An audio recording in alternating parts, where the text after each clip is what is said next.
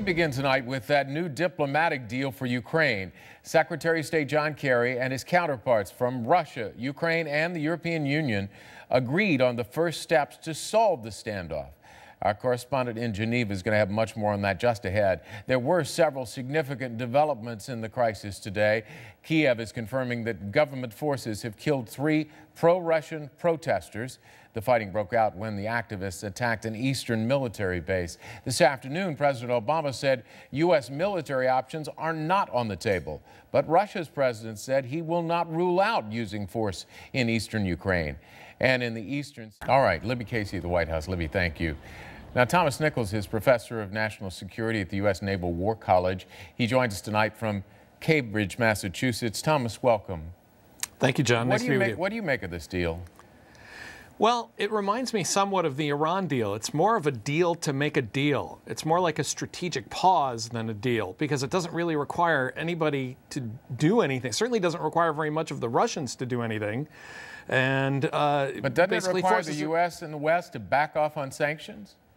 It requires them not to impose any new sanctions. Which means backing off on their threats.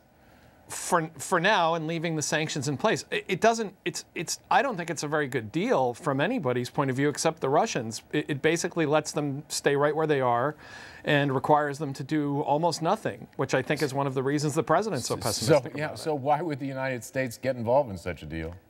That's a good question, and I've been wondering that all afternoon. I'm trying to figure out exactly what deal we made, because you keep hearing the term a deal, and a deal implies that 2 sides have reached some sort of compromise, and the foreign minister of Russia said it's a compromise. It looks like a pretty one-sided compromise to me. What's at stake for the U.S. in this? I think the future of the United States' position in Europe, as well as the future of NATO as an alliance, is at stake here. Because the United States has a vested interest in Europe. It is our most important region in the world. We've talked about pivots to Asia, but the fact of the matter is Europe is where our traditional allies are. It's where a lot of our young men fought and died in World War II. It was the main arena in the Cold War. And we should have a leading role in establishing peace and security in the European continent as an Atlantic power. And if we can't do that, then our NATO partners, I think, are going to have serious concerns about whether we're really leading an alliance. And in the middle of all this deal, the president comes out and says military force is not on the table. And then President Putin comes out and says, well, we'll use military force if we have to. What sort of message does that send? I have to admit that I don't understand the constant attempt on the American side to keep ruling out our own options before we're even asked to. It seems like the American negotiating position is to begin by saying all of the things that we won't do. And I'm not sure that I think that's probably an attempt to keep the crisis tamped down, but I think instead, as well-intentioned as that is, it's actually a message to the Russians that we really don't have a deep interest in this. And I think the Russians are making what in the long term will be some miscalculations based on what they think is a lack of interest on our part. So they are sitting down and talking, and that would be the good news? I think that is the good news. And if this causes everyone to stop and just take a breath for a moment, that's probably a good thing, but something more than this has to happen, including the pullback of those Russian troops from the Ukrainian border. That was left out of this deal or semi-deal or arrangement, and as long as there are 30 or 40,000 troops still on the border, it's not much of a deal. I mean, would we have to assume that that the United States believes that there's more to this than was signed in this deal today? I believe earlier today, Secretary Kerry said that the issue of Russian troops on the border is it was being addressed, that there were discussions about it in more detail, and that's down the road and soon to come.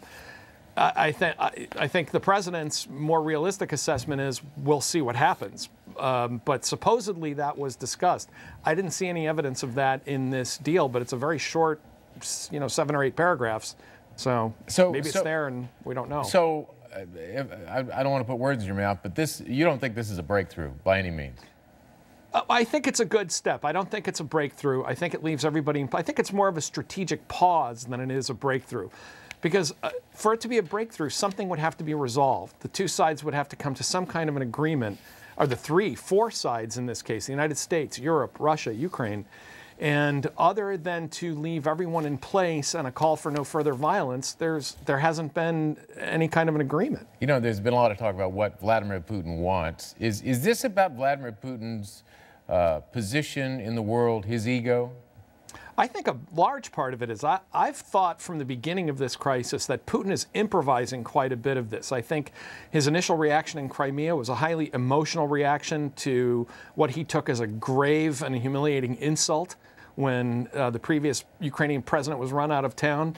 And I think he's been like a gambler with a good run at the tables, and he keeps taking gambles and they keep paying off, and so he keeps throwing the dice. Interesting. Thomas Nichols, good to see you. Thanks very much.